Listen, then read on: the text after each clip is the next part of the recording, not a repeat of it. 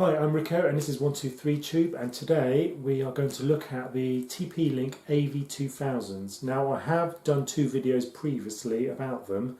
The first video, which I'll link just here, that was actually done right here before this office was built a few months ago.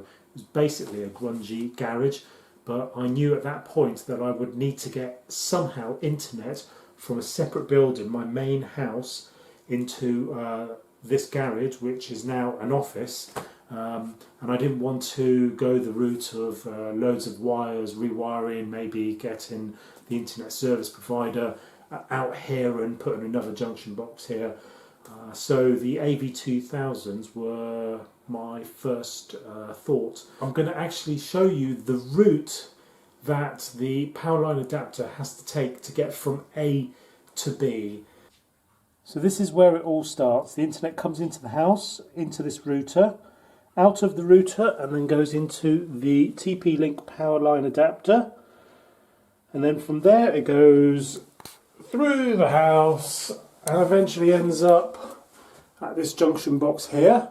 From there it ends up out here, and then it runs all the way out of the main junction box of the house. Follows this cable, and then it goes underground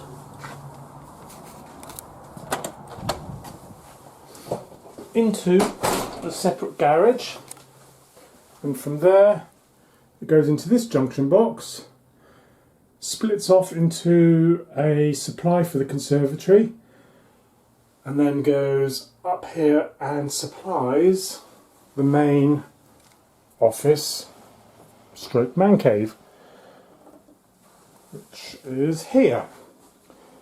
So eventually it ends up at that power line adapter there, and from there it plugs into another Wi-Fi router which serves the office and the garden, and it also then plugs into another socket which is then connected in turn to another socket under there, under the desk, which then is connected finally to the PC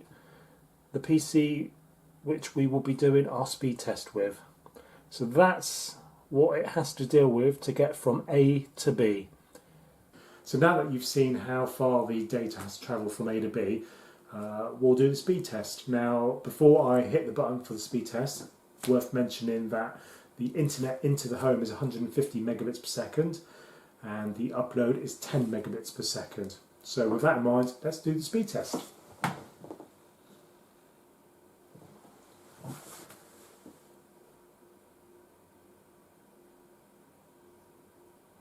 Okay, we're off. Well, we're into the 90s, so that's very good. Very good indeed. So 93, 94 megabits per second.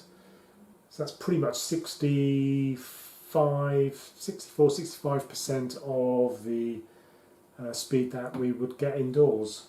And the upload is hovering around 3.4 megabits per second.